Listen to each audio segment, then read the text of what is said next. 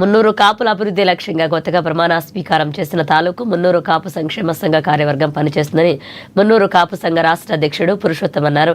ఇక పట్టణంలోని సంఘ కార్యాలయంలో నిర్వహించిన ప్రమాణ స్వీకార కార్యక్రమానికి ఆయన మున్సిపల్ చైర్పర్సన్ బండారి అనుషతో కలిసి ముఖ్య అతిథిగా హాజరయ్యారు. గతంలో ఇక్కడ మున్నూరు కాపుల అభివృద్ధికి ఎంతో దోహదపడ్డారన్నారు. మున్నూరు కాపు మహిళలు కూడా ఝాన్సీ లక్ష్మీబాయి, రుద్రమదేవిల సమస్యలపై పోరాడతారని అన్నారు.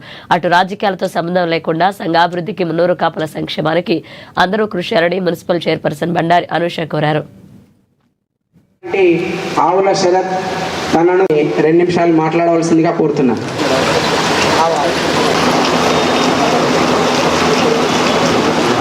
నమస్కారాంజలి. నాకు ఇచ్చిన ఈ పదవికి థ్యాంక్ యూ శరత్ గారు. నెక్స్ట్ మరి పట్టణ వార్డు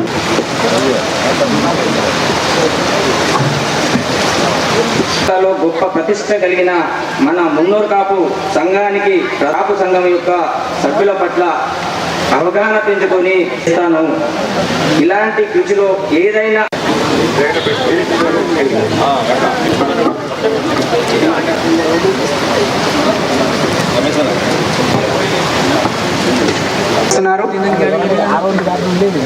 అందరం ఒక తాటిపైకి వచ్చి మన మున్నూరు కాపు సంఘం డెవలప్మెంట్ కోసం ఈరోజు సభ ఏర్పరచుకున్నామని అనుకోవచ్చు.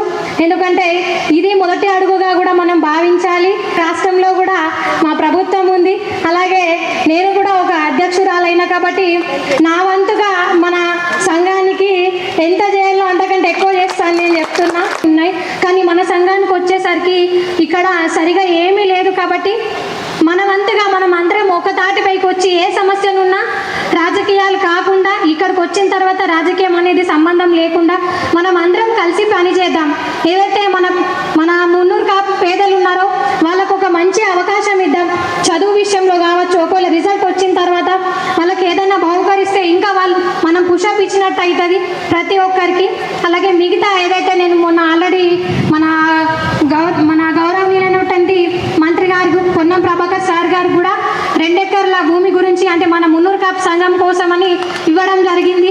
అది మీ అందరికీ తెలుసో తెలియదో నాకు తెలియదు, కానీ అది మాత్రమే కాకుండా మన గౌరవ ముఖ్యమంత్రి వర్గులకు కూడా నేను ఇది దగ్గరుండి మన యొక్క విన్నపాన్ని ఏదైతే 2 ఎకరాల భూమి ఉందో తప్పకుండా తెలియజేసి నా హయాంలో నేను సాధిస్తా అని నమ్మకంగా చెప్తున్నాను.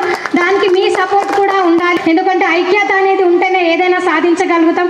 అది కుటుంబంలో కావచ్చు, మన సంఘంలో కావచ్చు, ఇంకెక్కడైనా కావచ్చు. తప్పకుండా నా వంతుగా మన సంఘానికి నేను చేస్తా. మీ సపోర్ట్ కూడా. మరి అదేవిధంగా ఈ ఆదిలాబాద్ నడిగడ్డ నుండే పడాల భూమన్న గారు మంత్రివర్యుల కొనసాగిన ఘనత ఉన్నది. మరి వాళ్ళంతా మహిళలకు ప్రాతినిధ్యం వహిస్తూ మహిళా తండ్రులు కూడా తోట శివన్నను ఆశీర్వదించడానికి. రాజకీయాలల్లో కుట్రలు కుతంత్రాలు ఉంటాయి. రాజకీయ నాయకుడు కళ్ళల్లో పనులలో పెట్టుకునే రాజకీయం చేస్తారు.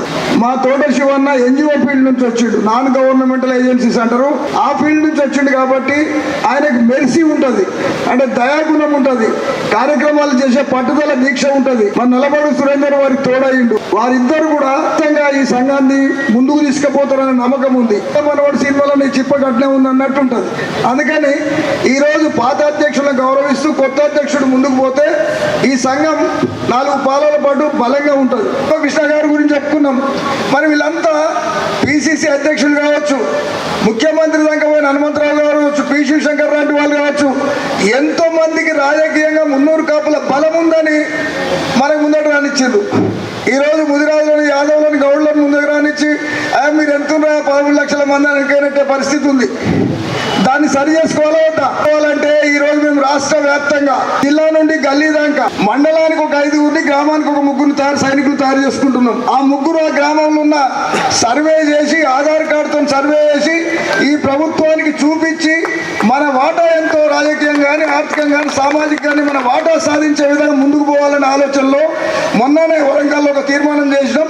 ఆ తీర్మానానికి ఆదిలాబాద్ తాలూకా మున్నూరు కాపు సంఘం అధ్యక్షులు, వారి కార్యవర్గం, మరి ఇక్కడ రాజకీయ నాయకులు పూర్తిగా సహకరించాలి.